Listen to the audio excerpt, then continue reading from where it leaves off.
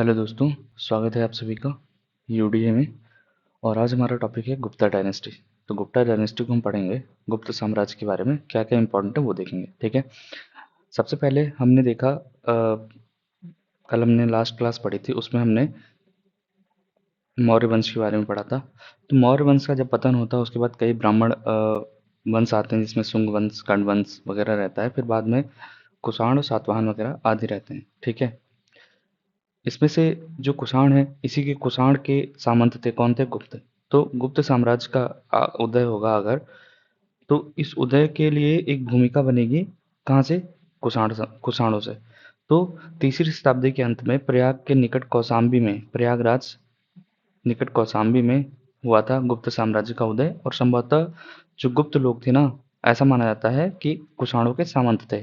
ठीक है। यानी कुषाणों के दरबार में रहते थे।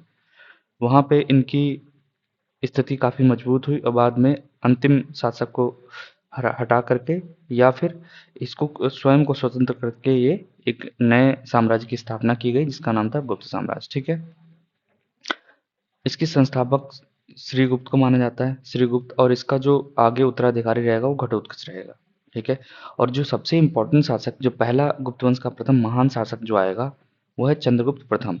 चंद्रगुप्त प्रथम इसलिए इम्पोर्टेंट है क्योंकि 320 के आसपास गद्दी पर बैठा था और इसकी जो पत्नी थी, राजकुमारी कुमार देवी से इसका विवाह हुआ था, जो कि लिच्छवी राजकुमारी थी। ठीक है। और सबसे पहले इंपॉर्टेंट क्या है, इसने महाराजा धीराज की उपाधि धारण की थी। तो इतनी चीजें आपको पता चल गई। श्रीगुप्त संस्थापक हो गया, उत्तराधिकारी घटोत्कच हो गया, प्रथम महान शासक चंद्रगुप्त प्रथम, और इसने राजकुमारी देवी से विवाह किया था। ठीक हो गया। महाराजा धीराज की उपाधि धारण करने वाला पहला शासक था गुप्त का। ठीक हो गया। उसके बाद एक गुप्त संवत आता है। गुप्त संवत की स्टार्टिंग, गुप्त संवत चलाया था चंद्रगुप्त प्रथम ने। ये इंपॉर्टेंट है, इसको याद रखिएगा। ठीक है, यहाँ तक हो गया। गुप्त संवत की स्टार्टिंग किसने की थी? चंद्रगुप्त फर्स्ट ने। ये आपको इतना याद रखना है। ठीक। जो जो इंपॉर्टेंट पॉइंट है मैं यहाँ पे टिक करता रहूंगा, उसको ज़्यादा ध्यान देना है। ये नोट्स आपके सारे वनडे एग्जाम्स के लिए आएगा। जितनी भी वनडे एग्जाम्स देंगे सब में ये नोट्स काम आएगा। ठीक है। और अगर लोअर पीसीएस भी जो दे रहा है उसके लिए भी इंपॉर्टेंट नोट्स है। इससे बाहर बहुत मुश्किल है। इसके बाद आप जब टारगेट सीरीज के 100 क्वेश्चन करेंगे, आपका ये टॉपिक पूरा का पूरा कंप्लीट हो जाएगा। ठीक है। तो दैट्स इनफ कि आप इसको इतना करिए ढंग से। और आगे बढ़ने से पहले मैं फिर से आप लोग कह दूं, जो लोग भी ये वीडियो देख रहे हैं, ठीक है, ज़्यादा से ज़्यादा इस चैनल को सब्सक्राइब करें। और पेट के रिकॉर्डिंग या जो भी अभी आने वाले एग्जाम्स हैं उसके रिकॉर्डिंग आपको बेहतर कंटेंट और क्लास यहाँ पे दी जाएगी। ठीक है। ठीक है। चलिए तो आगे बढ़ते हैं। समुद्रगुप्त। उसके बाद देखो, गुप्त संवत की शुरुआत होगी, चंद्रगुप्त प्रथम ने कर दी। उसके बाद आएगा समुद्रगुप्त, जो कि सबसे इंपॉर्टेंट शासक होगा। क्या? चंद्रगुप्त प्रथम का उत्तराधिकारी समुद्रगुप्त हुआ, जो 335 ईस्वी में राजगद्दी पर बैठा। इंपॉर्टेंट क्या है कि इसको भारत का नेपोलियन कहा जाता है। क्यों? क्योंकि इसने आर्यावर्त, जो भारतवर्ष है, भारत के 9 शासकों, दक्षिणावर्त में दक्षिण भारत के 12 शासकों को पराजित किया। ठीक है। इन्हीं विजयों के कारण इसे भारत का नेपोलियन कहा जाता है। इसने कई सारे अश्वमेध करता, यानी अश्वमेध यज्ञ करने वाला, विक्रमांक, परम भागवत की उपाधि धारण की। ठीक है। इसे कविराज भी कहा जाता है। क्यों? क्योंकि एक प्रकार से संगीत प्रेमी था और इसके सिक्कों पर, इसने जो सिक्के जारी किए उस पर उसे वीणा वादन करते हुए दिखाया गया था या दर्शाया गया था। तो हमें कविराज की उपाधि किसको दी? समुद्रगुप्त को। कविराज की उपाधि किसे दी गई? समुद्रगुप्त को। ठीक हो गया। भारत का नेपोलियन समुद्रगुप्त। तो जो इंपॉर्टेंट पॉइंट है आप इसको कर सकते हैं। ठीक है। धार्मिक विश्वास क्या रहा? समुद्रगुप्त विष्णु का उपासक था, विष्णु को मानने वाला था। ठीक है। परम भागवत की उपाधि इसलिए धारण की थी। संगीत प्रेमी मैंने बता दिया। किसको दिखाया? समुद्रगुप्त को वीणा वादन करते हुए दिखाया गया था। दरबारी कवि इसका हरिसेन था। कौन था? दरबारी कवि हरिसेन था। हरिसेन इसलिए इंपॉर्टेंट है क्योंकि इसने इलाहाबाद प्रशस्ति लेख लिखा था, की रचना की थी। इलाहाबाद प्रशस्ति लेख की रचना किसने की थी? हरिशरण ने। ठीक हो गया। परम भागवत की उपाधि धारण करने वाला प्रथम गुप्त शासक समुद्रगुप्त था। गया एवं नालंदा से मिले दो ताम्रलेख, तांबे के उस पे लिखा गया था, में समुद्रगुप्त को परम भागवत कहा गया है। ठीक हो गया। तो इतना आप लोगों को ध्यान रखना है। ठीक। उसके बाद ये हमारा खत्म हो गया। तो हमने समुद्रगुप्त के बारे में क्या क्या जाना? समुद्रगुप्त के बारे में क्या जाना? भारत का नेपोलियन। ठीक है। परम भागवत की उपाधि धारण करने वाला, पहला गुप्त शासक, अश्वमेधकर्ता, विक्रमांक, कविराज और इसका जो दरबारी कवि हरिसेन। इतनी सारी चीजें समुद्रगुप्त के बारे में पता होनी चाहिए। और चंद्रगुप्त के बारे में विक्रम संवत चला है ये पता होना चाहिए। ठीक है, और इसकी पत्नी का नाम कई बार पूछ लिया जाता है, कुमार देवी। ठीक है, कुमार देवी। इतना दो चीजें। और महाराजा धीराज की उपाधि धारण करने वाला प्रथम गुप्त शासक। क्लियर है सेट? चलिए, इतना हो गया। अब हम आ जाते हैं आगे चंद्रगुप्त, जो कि सबसे इस समुद्रगुप्त के बाद इन गुप्त साम्राज्य में एक चंद्रगुप्त सेकंड जब आएगा तो ये एक बेहतरीन शासक माना जाएगा। बेहतरीन के शासक, इसने कई सारे काम किए अपने टाइम में। ठीक है, तो इसके लिए जाना जाता है। समुद्रगुप्त का उत्तराधिकारी चंद्रगुप्त सेकंड हुआ। ठीक, जो 380 में राजगद्दी में बैठा। आपको डेट इतनी सारी नहीं पढ़नी है, आपको सिर्फ कॉन्सेप्ट याद रखना है। ठीक है, कॉन्सेप्ट को पढ़ते रहिए, आपको डेट ऑटोमेटिक याद हो जाएंगी। इसके बाद इसके समय में चीनी बौद्ध यात्री फाहियान आया था। एक दो कंफ्यूजन यहाँ पे होती है। एक तो मेगास्थनीज के बारे में, मेगास्थनीज के बारे में याद रखिएगा। मेगास्थनीज मौर्य वंश से संबंधित है। मौर्य वंश में चंद्रगुप्त मौर्य के शासनकाल में मेगास्थनीज आया था, जिसने इंडिका नामक पुस्तक लिखी थी। ठीक है, और ये चाइना से नहीं था। ये कहाँ से था? सीरिया साइड से आया था, सेल्यूकस निकेटर के साइड से, उधर से आया था। ठीक है, और आपको ये जो फाहियान है ये चाइना से, ये बौद्ध यात्री था, ये भारत आया था। ठीक है, चांदी के सिक्के इसने जारी किए। किसने? चंद्रगुप्त सेकंड ने चांदी के सिक्के जारी किए। क्यों जारी किए? शकों पर विजय प्राप्त करने के उपलक्ष्य में चंद्रगुप्त ने चांदी के सिक्के चलाए।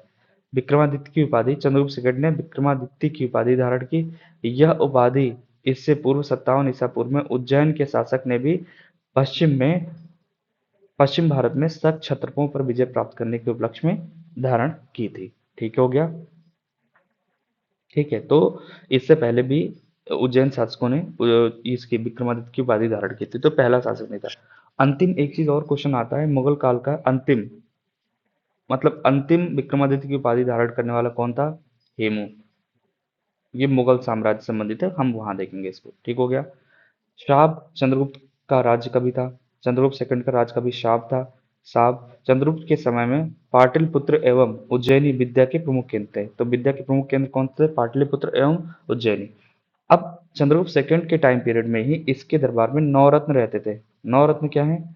ये बेसिकली 9 विद्वानों का एक समूह था, जो अलग अलग क्षेत्रों में विद्वान थे। ठीक है, नवरत्न अनुश्रुति के अनुसार चंद्रगुप्त सेकंड के दरबार में 9 विद्वानों की एक मंडली निवास करती थी, जिसे नवरत्न कहा जाता था। इसी में आपको याद होगा, पता, कालिदास। ठीक है, जिन्होंने कई रचनाएं की। कालिदास के अतिरिक्त धन्वंतरी थे, ये चिकित्सक थे। छापड़क जो ज्योतिषी थे। अमर सिंह ये कोषकार थे। ठीक है, शंकु, ठीक है, ये वास्तुकार थे, आर्किटेक्चर। बेताल भट्ट, घटपर्क, बारहमीर और वरुरुचि जैसे विद्वान इसके दरबार में रहते थे। नवरत्न। ठीक है, नवरत्न किसके दरबार में? चंद्रगुप्त सेकंड के दरबार में रहते थे। सचिव जो इनका था, वीरसेन था। चंद्रगुप्त सेकंड का संधि विग्राहिक सचिव वीरसेन शैव धर्म को मानता था। ठीक है, जिसने शिव की पूजा के लिए उदयगिरी, यानी ये उदयगिरी आपका उड़ीसा में पड़ता है, उड़ीसा, उड़ीसा, उदयगिरी पहाड़ी पर गुप्ता गुफा का निर्माण कराया था। वीरसेन व्याकरण, न्याय मीमांसा एवं शब्द का प्रखंड पंडित तथा कवि भी था। तो इसको सचिव वीरसेन, आपको वीरसेन याद रखना, किसके दरबार में? चंद्रगुप्त सेकंड के दरबार में रहता था। ठीक है, जिसने उदयगिरी पहाड़ पर एक गुफा का निर्माण करवाया था। ठीक है, किस लिए? शिव को पूजा के लिए। तो आपको ये पॉइंट इसमें याद रखना है। तो चंद्रगुप्त मौर्य में हमने क्या क्या पॉइंट देख लिया, क्या क्या? सबसे पहले चंद्रगुप्त सेकंड के टाइम में बौद्ध यात्री फाहियान आया था। दूसरा, चांदी के सिक्के चलाए शकों पर विजय के लिए। ठीक है, विक्रमादित्य की उपाधि धारण की। तीसरा, राजकवि साहब था। ठीक है, पाटलिपुत्र और उज्जैनी इसके समय में प्रमुख विद्या के केंद्र थे। नवरत्न इसके दरबार में रहते थे। नवरत्न आपको याद होना चाहिए। ठीक है, सचिव इनका वीरसेन था। ये सब चीजें याद होनी चाहिए। ये वीरसेन व्याकरण, न्याय मीमांसा अगर आपको याद रखना है, न्याय मीमांसा जरूर याद रखिएगा। न्याय मीमांसा की रचना किसने की? सचिव वीरसेन है, जो कि गुप्त सम्राट से संबंधित है। ठीक हो गया? उसके बाद आता है कुमारगुप्त। चंद्रगुप्त सेकंड का उत्तराधिकारी कुमारगुप्त फर्स्ट, कुमारगुप्त फर्स्ट या गोविंद गुप्त हुआ। ठीक है, इसको गोविंद गुप्त भी कहा जाता है। ठीक, और सबसे इंपॉर्टेंट है कि नालंदा विश्वविद्यालय की स्थापना किसने की थी? कुमारगुप्त प्रथम ने। हालांकि इसकी इसको आगे आने वाले शासकों ने और बनवाया था, ये सब चीज़ें आपको पता होनी चाहिए, ठीक है। नालंदा के बारे में अधिकांश जानकारी चीनी यात्री वेनसोंग, जो कि हर्षवर्धन के टाइम पीरियड में आया था, वो ज़्यादा इस पे लिखेगा, ठीक है। मठों का निर्माण, एक मठ की नींव भी कुमारगुप्त द्वारा डाली गई थी, ठीक है। यहाँ पे जो ये विश्वविद्यालय था, नालंदा विश्वविद्यालय, यहाँ पे थेरवाद, महायान और वज्रयान सिद्धांत यहाँ पढ़ाए जाते थे। चीन, तिब्बत, श्रीलंका, थाईलैंड, बर्मा और अनेक देशों के बौद्ध भिक्षु यहाँ आते थे। स्कंदगुप्त की अगर मैं बात करूँ, स्कंदगुप्त कुमार गुप्त प्रथम का उत्तराधिकारी कौन था? स्कंदगुप्त। स्कंदगुप्त के फेमस किस लिए है कि ये हूणों के आक्रमण को रोकता है, ठीक है। हूणों के आक्रमण को, यह प्रोटेक्टर होता है। हूणों का आक्रमण एक प्रकार की जनजाति है जो इस वाले हिस्से से आती है इधर, तो इसको रोकेगा ये इधर भारत में आने से, ठीक हो गया। स्कंदगुप्त ने गिरनार पर्वत पर सुदर्शन झील का पुनरुद्धार करवाया था।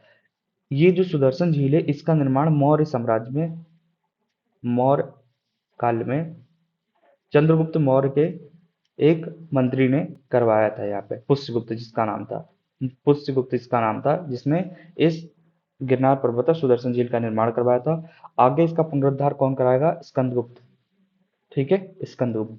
प्रशासनिक नियुक्तियां क्या थी? स्कंदगुप्त ने पर्णदत्त को सौराष्ट्र का गवर्नर नियुक्त किया। हूणों के आक्रमण को रोका, ये मैंने बता दिया है। अंतिम शासक गुप्त शासक कौन रहेगा? विष्णुगुप्त रहेगा, ठीक है। इसके बाद गुप्त वंश समाप्त हो जाता है, ठीक हो गया। इतना हमारे राजाओं से संबंधित ये सब चीजें थी। अब हम इसके कुछ शासन प्रशासन के बारे में देख लेते हैं जो हमारे एग्जाम पॉइंट ऑफ व्यू से इंपॉर्टेंट है। आई होप ये टॉपिक आपको क्लियर हो गया होगा। गुप्त साम्राज्य का सबसे बड़ी जो इकाई, प्रादेशिक इकाई देश थी, जिसके शासक को गोप्ता कहते थे। दूसरी प्रादेशिक इकाई भुक्ति या प्रांत थी, जिसका शासक उपरिक्त। तो आपको याद रखना है कि देश के सामने गोप्ता लिख लीजिए शॉर्ट नोट्स में, और भुक्ति के आगे लिख दीजिए उपरिक्त, ठीक है। विषय, भुक्ति के नीचे विषय या जिला नामक प्रशासनिक इकाई होती थी, जिसके प्रमुख विषयपति होते थे, ठीक है। सबसे ऊपर देश, उसके बाद भुक्ति, भुक्ति के नीचे विषय, तीसरा क्या है? विषय। और इसका जो अध्यक्ष होता था, विषयपति हो गया, प्रमुख या अध्यक्ष, ठीक है। पुलिस विभाग के साधारण कर्मचारियों को चाट एवं भाट कहा जाता था, ठीक है। पुलिस विभाग का मुख्य अधिकारी दंडपाशिका कहलाता था, ठीक है। ग्राम प्रशासन अगर बात करूं तो ग्राम प्रशासन की सबसे छोटी इकाई कौन थी? ग्राम थी। ग्राम का प्रशासन ग्राम सभा द्वारा संचालित होता था। ग्राम सभा का मुखिया ग्रामिक कहलाता था एवं अन्य सदस्य महत्तर कहलाते थे, ठीक हो गया। गांव समूह की सबसे छोटी इकाई को पेट कहा जाता था। भूमि बिक्री, गुप्त शासक कुमारगुप्त के दामोदरपुर ताम्रपत्र में भूमि बिक्री संबंधी अधिकारियों के क्रियाकलापों का भी उल्लेख है। तो ये कुछ खास पॉइंट नहीं है, आपको इतना ध्यान रखना है, ठीक हो गया। भू राजस्व जो लिया जाता था, 1/4 भाग से 1/6 भाग भू राजस्व लिया जाता था। उसके बिस्टी, बिस्टी बेसिकली क्या है? गुप्त काल में बलात् श्रम राज्य के लिए एक आय का स्रोत माना जाता था। इसके द्वारा इसे जनता द्वारा दिया जाने वाले एक कर भी माना जाता है, ठीक है। तो बिस्टी एक प्रकार का बेगार कर है, ठीक। आर्थिक उपयोगिता के आधार पर भूमि के प्रकार, क्षेत्र, कृषि करने वाली भूमि, वास्तु, वास्तु मतलब रहने वाली भूमि, चारागाह, पशुओं के चारे की भूमि, सिल ऐसी भूमि जो जोतने योग्य नहीं होती थी, अपरहत ऐसी भूमि जो जंगल होती थी, अपरहत याद रखेगा, ये सब आपको याद रखना है। सिंचाई के लिए रहट या घंटी यंत्र का प्रयोग किया था। रहट आपने देखा होगा, ऐसे पहले बैलों से चलती थी। इस पर ये पुली मान लीजिए, इसको ये कुआं है, ये कुआं हो गया, इसके अंदर ऐसे होता था, मान लीजिए पानी है, और ये इसको एक घिरनी के माध्यम से ये बैल इसके चलाते थे, और इसमें छोटे छोटे डब्बे लगे होते थे रहट। यहाँ से पानी डूब के आता था और यहाँ पे आने के बाद ये फिर गिरा देता था इस साइड में, तो यहाँ से पानी जा रहा है। तो रहट ये अ, रहट सिस्टम तो अभी भी बहुत जगह, अभी नहीं, आज से 20 साल पहले, 25 साल पहले लोग कई जगहों पे यूज होता था रहट, ठीक है। उन इलाकों में जहाँ पे पानी नीचे लेवल पे था और इंजन जो आज जो पंप सेट वगैरह नहीं थे, उन क्षेत्रों में यूज किया जाता था, ठीक है। तो प्राचीन समय में रहट एक सिंचाई का एक प्रमुख साधन था रहट, ठीक। श्रेणी के प्रधान क्या था? श्रेणी के प्रधान को ज्येष्ठक कहा जाता था। व्यापारिक केंद्र क्या था? उज्जैन सर्वाधिक केंद्र था, उज्जैन, ठीक है। मुद्राएं, गुप्त राजाओं ने सर्वाधिक स्वर्ण मुद्राएं, तो सबसे ज्यादा स्वर्ण मुद्रा किसने जारी की? गुप्त राजाओं ने। इनकी स्वर्ण मुद्राओं को अभिलेखों में दिनार कहा गया है। गुजरात के बाद गुप्त राजाओं ने गुजरा गुज हाँ, गुजरात विजय के बाद गुप्त राजाओं ने बड़ी संख्या में चांदी के सिक्के जारी किए जो केवल स्थानीय लेन देन में चलते थे। ठीक है, तो इतना आपको पता होना चाहिए कि सबसे ज्यादा स्वर्ण मुद्राएं किसने जारी की? गुप्त राजाओं ने। दिनार कहा गया जिसे। ठीक है, ये चांदी वाला भले याद नहीं रखें, कोई दिक्कत नहीं है। उसके बाद गुप्तकालीन प्रमुख मंदिर की मैं बात करूं तो सबसे पहले विष्णु मंदिर, ये सब आपको पता होना चाहिए। विष्णु मंदिर कहाँ है? तिगवा, जबलपुर, मध्य प्रदेश। शिव मंदिर भूमरा, नागौर, मध्य प्रदेश। पार्वती मंदिर कहाँ है? नैना कुठार, एमपी। ये सब एमपी से संबंधित हैं, विष्णु मंदिर, शिव मंदिर, पार्वती मंदिर। ठीक है। दशावतार मंदिर ये आपका ललितपुर यूपी में है, ईंटों द्वारा निर्मित है। शिव मंदिर आपका है खो, नागौद, मध्य प्रदेश। और लक्ष्मण मंदिर ईंटों निर्मित, ये भीतर गांव, कानपुर में स्थित है। आपको सबसे इंपॉर्टेंट चीज क्या है ना, यहाँ पे ये चीज ध्यान देनी चाहिए कि मंदिरों का निर्माण और या मूर्तियों के निर्माण जो शुरू स्टार्टिंग हुआ था, ये आपका गुप्त काल से ही शुरू हुआ था। ठीक है, गुप्त मंदिरों का निर्माण अगर देखा जाए तो यहीं से इसके साक्ष्य प्राप्त होते हैं, गुप्त काल से, तो आपको पता होना चाहिए। ठीक। कायस्थ क्या होते थे? कायस्थ कायस्थ बेसिकली, कायस्थों का सर्वप्रथम वर्णन याज्ञवल्क्य स्मृति में मिलता है। जाति के रूप में कायस्थों का सर्वप्रथम वर्णन ओशनम स्मृति में मिलता है।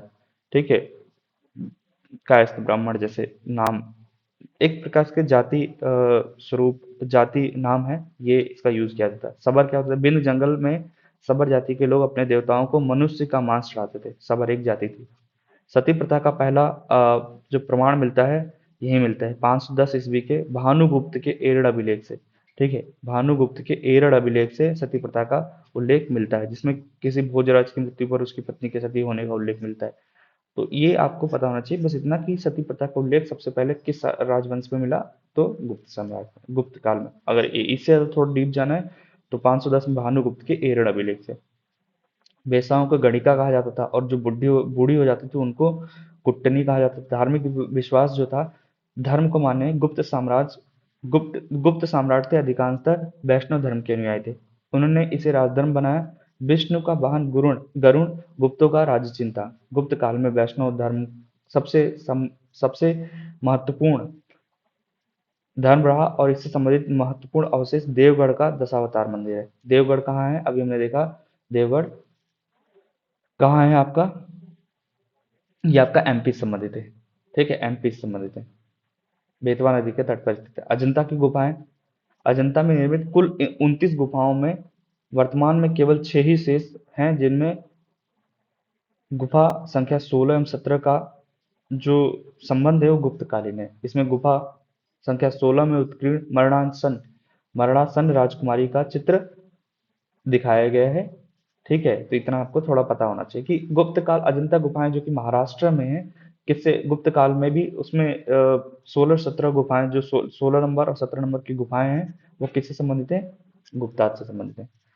गुफा संख्या 17 के चित्र को चित्रशाला कहा गया है। इस चित्र में बुद्ध के जन्म, जीवन, महाभिनिष्क्रमण एवं महापरिनिर्वाण की घटनाओं को उद्धृत किया गया है। तो इतना आपको पता होना चाहिए। इतना डिटेल नहीं घुसना है इसमें, लेकिन एक मोटी मोटी चीजें आपको पता होना चाहिए। ठीक है, बाघ की गुफा, गुप्त काल में निर्मित एक अन्य गुफा बाघ की गुफा है। जो बाघ बेसिकली, ये बाघ की गुफा एमपी में है, विंध्य पर्वत को काट के बनाई गई है। पंचतंत्र के जो रचनाकार है विष्णु शर्मा, गुप्त काल में विष्णु शर्मा द्वारा लिखित पंचतंत्र को संसार का सर्वाधिक प्रचलित ग्रंथ माना जाता है। बाइबिल के बाद इसका दूसरा स्थान है। इसे 5 भागों में बांटा गया है। ये आपको ज़्यादा इंपॉर्टेंट नहीं है, आपको ये याद रखना है कि पंचतंत्र की रचना किसने की? विष्णु शर्मा ने। किस काल से संबंधित है? गुप्त काल से संबंधित है। ठीक हो गया। आर्यभट्ट, इन्होंने कुछ पुस्तकें लिखी। आर्यभट्ट एक साइंटिस्ट थे और वो 9 जो रत्न थे उसमें शामिल थे। आर्यभट्टियम और सूर्य सिद्धांत नामक ग्रंथ लिखे। इतना आपको पता होना चाहिए। उन्होंने सूर्य ग्रहण एवं चंद्र ग्रहण के वास्तविक कारण बताया। आर्यभट्ट पहले भारतीय नक्षत्र वैज्ञानिक थे जिसने घोषणा की कि पृथ्वी अपनी दूरी पर घूमती है। तो ये भी आपको पता होना चाहिए। 12 मिहिर, इन्होंने बृहद संहिता, पंच सिद्धांत, बृहद जातक और लघु जातक की रचना की। बृहद संहिता में नक्षत्र विद्या, वनस्पति शास्त्र, प्राकृतिक इतिहास और भौतिक भूगोल के विषयों पर चर्चा की गई। ब्रह्मगुप्त अगर मैं बात करूं तो ब्रह्मगुप्त इस काल के, इस युग के महान नक्षत्र वैज्ञानिक गणितज्ञ थे ब्रह्मगुप्त। ठीक है, उन्होंने घोषणा करके न्यूटन के सिद्धांत की पूर्व कल्पना कर ली थी। प्रकृति के एक नियम के अनुसार सभी वस्तुएं पृथ्वी पर गिरती हैं, क्योंकि पृथ्वी स्वभाव से ही सभी वस्तुओं को अपनी ओर आकर्षित करती है। तो देख लीजिए, न्यूटन से बहुत पहले ही न्यूटन के सिद्धांत न्यूटन के ने जो सिद्धांत दिए हैं उसकी घोषणा ब्रह्मगुप्त ने बहुत पहले ही कर दी थी। ठीक है। एक और है संहिता शिरोमणि सूत्र, एक ब्रह्मांड संबंधी ग्रंथ है जिसकी रचना 12वीं शताब्दी में की गई थी। इसमें ब्रह्मांड की संरचना और अंतरिक्ष के बारे में अनेक अवधारणाएं लिखित हैं। ठीक है। पाल काव्य, गुप्त काल में पाल काव्य ने पशु चिकित्सा पर हस्ता आयुर्वेद लिखा, तो ये भी आपको पता होना चाहिए। नवीन नवीन कतम की रचना गुप्त काल में की गई थी। इस पुस्तक में लिखे नुस्खे, सूत्र और उपचार की विधियां दी गई हैं। इसको कुछ खास, इसको नहीं पढ़ना है। पुराण पुराणों की वर्तमान रूप में रचना गुप्त काल में हुई थी। इसमें ऐतिहासिक परंपराओं का उल्लेख हुआ है। तो पुराणों की रचना कहाँ से स्टार्ट हुई थी? गुप्ताज से। भाषा, संस्कृत जो भाषा थी गुप्तों की शासकीय भाषा थी या राजकीय भाषा थी, और रूपका जो था गुप्त काल में चांदी के सिक्के को रूपका कहा जाता था। स्मृतियां कई यहाँ पे इसी टाइम में स्मृतियां लिखी गई, जैसे याज्ञवल्क, नारद, कात्यायन एवं बृहस्पति स्मृतियों की रचना गुप्त काल में ही हुई थी। कला और संस्कृति, मंदिर बनाने की कला हम बात कर चुके हैं। संहिता, साहित्य की बात करें अगर हम, तो गुप्त काल में लौकिक साहित्य की सृजनता के लिए स्मरणीय है। भास के 13 नाटक इसी काल के हैं। ठीक है। शूद्र का लिखा नाटक मृच्छकटिकम, माटी की खिलौना गाड़ी, जिसमें निर्धर ब्राह्मण के साथ वेश्या प्रेम का वर्णन है, प्राचीन नाटकों में सर्वोत्कृष्ट माना जाता है। ठीक हो गया। देवी चंद्रगुप्तम विशाख दत्त की रचना है, ये आपको पता होना चाहिए। डिटेल में देख लेना क्या है। यह गुप्त राजा रामगुप्त की कहानी, जो अपनी रानी ध्रुव देवी को एक शक आक्रमणकारी को सौंपने का फैसला करता है, लेकिन उसका छोटा भाई चंद्रगुप्त रानी के भेष में दुश्मन के शिविर में प्रवेश करता है और दुश्मन को मार डालता है। ये देवी चंद्रगुप्तम याद हो गया, पता होना चाहिए थोड़ी सी चीजें। ठीक है। तो अभिज्ञान शाकुंतलम ये कालिदास की रचना है, जिसमें राजा दुष्यंत एवं शकुंतला की प्रेम कथा के बारे में बताया गया। द्वितीय भारतीय रचना है जिसका अनुवाद यूरोपीय भाषाओं में भी हुआ है। ऐसी प्रथम रचना भगवत गीता है, जिसकी रचना यूरोपीय भाषाओं में किया गया है। तो दूसरा कौन सी पुस्तक है? अभिज्ञान शाकुंतलम, जिसकी रचना यूरोपीय भाषा में भी किया गया है। स्वर्ण युग, गुप्त काल को स्वर्ण युग की संज्ञा दी जाती है। सांस्कृतिक उपलब्धियों के कारण गुप्त काल को भारतीय इतिहास का स्वर्ण युग कहा जाता है। और इसके बाद इस आने वाले टाइम पीरियड में गुप्त साम्राज्य का पतन हो गया, और नगरों का क्रमिक पतन गुप्त काल की महत्वपूर्ण विशेषता थी। इसी के साथ आपका सारा टॉपिक ये कंप्लीट होता है। एक क्लास में मैंने कोशिश की कि सभी चीज़ों को समेट दिया जाए, ये हमने कर लिया है यहाँ पे। ठीक है। आपके एग्जाम पॉइंट से सब कुछ कंप्लीट हो गया लगभग। लगभग यहाँ से एग्जाम के लिए सारी चीज़ें कंप्लीट है। आप इसको एक बार पढ़िए, इसके बाद टारगेट सीरीज के एमसीक्यू को सॉल्व करिए, आपको बहुत अच्छा लगेगा। ठीक है। और इससे ज़्यादा डिटेलिंग में तो यार फिर अलग क्लास लेनी पड़ेगी, बट मैंने इसको इतना करने की कोशिश की कि जिससे आपका एग्जाम क्लियर हो जाएगा पेट का। जिसको डीप पढ़ना है वो हमारे दूसरे चैनल पे जा सकता है, वहाँ से पढ़ सकता है जाके। ठीक है। आज के लिए इतना ही। Thank you so much. और हाँ, जिन लोगों ने चैनल को सब्सक्राइब नहीं किया है वो चैनल को सब्सक्राइब करें, ज़्यादा से ज़्यादा शेयर करें, और ये कंटिन्यूटी इसी तरह बनी रहेगी। Thank you so much.